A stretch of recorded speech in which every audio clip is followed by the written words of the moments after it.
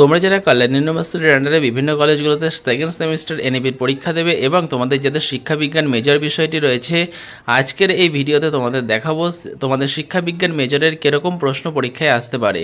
তো তোমাদের কিন্তু টোটাল 60 নম্বরের পরীক্ষা হয় এবং সময় থাকে তার জন্য 2.5 ঘন্টা। আর তোমাদের 2 নম্বরের 15টা প্রশ্ন দেওয়া থাকে, তার মধ্যে 10টা প্রশ্নের উত্তর লিখতে হয়। আর তোমরা যারা মনে করছো মেজর মাইনর এসএসসি এমডিসি বা ভিএসসির পেইড নোট সংগ্রহ করবে, তোমরা স্ক্রিনে দেওয়া নম্বরে যোগাযোগ করতে পারো। তো দেখো কোন কোন প্রশ্নগুলি খুব গুরুত্বপূর্ণ। 1 নম্বর, শিখন বলতে কী বোঝো? শিখনের সংজ্ঞা দাও। শিক্ষাগত মনোবিজ্ঞান বলতে কী বোঝো? অন্তর্দৃষ্টিমূলক শিখন বলতে কী বোঝো? শৈশবকালের দৈহিক বিকাশের দুটি বৈশিষ্ট্য লেখো। পরিণমন শিখনের সাথে কিভাবে সম্পর্কিত? মানব সংলক্ষণের দুটি বৈশিষ্ট্য লেখো। অভ্যন্তরীণ প্রেষণা বলতে কী বোঝো? কেন বয়ঃসন্ধিকালকে ঝড়ঝঞ্ঝার কাল হিসেবে উল্লেখ করা হয়? ব্যক্তিগত বৈষম্যের গুরুত্বপূর্ণ দিকগুলি লেখো। 3 বছর শিশুর শারীরিক বিকাশের বৈশিষ্ট্যগুলি লেখো। থার্স্টনের বুদ্ধির তত্ত্বানুসারে বুদ্ধির উপাদানগুলি উল্লেখ করো। পিয়াজের তত্ত্বের দুটি শিক্ষাগত তাৎপর্য লেখো।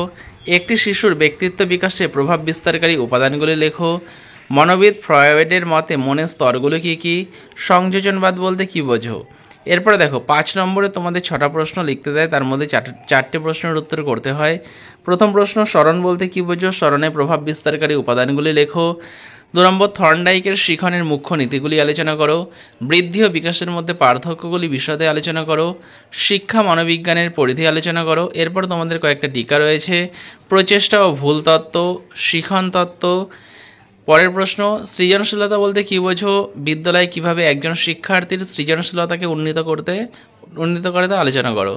এরপরে তোমাদের 10 নম্বরে 4টে প্রশ্ন দেয়, তার মধ্যে 2টো প্রশ্নের উত্তর লিখতে হয়। প্রথম প্রশ্ন, বুদ্ধি কি? মনোবিদ স্পিয়ারম্যানের প্রদত্ত বুদ্ধির দ্বি উপাদান তত্ত্বটির শিক্ষাগত গুরুত্ব সহকারে আলোচনা করো। ব্যক্তিত্ব বলতে কী বোঝো? ব্যক্তিত্বের যে কোনো একটি টাইপ তত্ত্ব আলোচনা করো।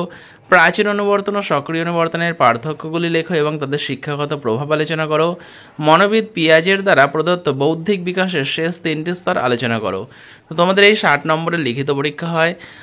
আর তোমরা যারা মনে করছো এই বিষয়ের পেইড নোট সংগ্রহ করবে বা অন্যান্য বিষয়ের পেইড নোট সংগ্রহ করবে, তোমরা স্ক্রিনে দেওয়া নম্বরে যোগাযোগ করতে পারো। চ্যানেলটা অবশ্যই সাবস্ক্রাইব করে রেখো। তোমরা সমস্ত সেমিস্টারের নোটস, সাজেশন, সমস্ত নোটিফিকেশান সমস্তটাই পেয়ে যাবে এই চ্যানেল থেকে। আর যদি ভিডিওটা ভালো লাগে, ভিডিওটা অবশ্যই লাইক করে দিও, পারলে ভিডিওটা বন্ধুদের সঙ্গে শেয়ার করে দিও। তো ভিডিওটা শেষ পর্যন্ত দেখার জন্য তোমাদের অসংখ্য ধন্যবাদ।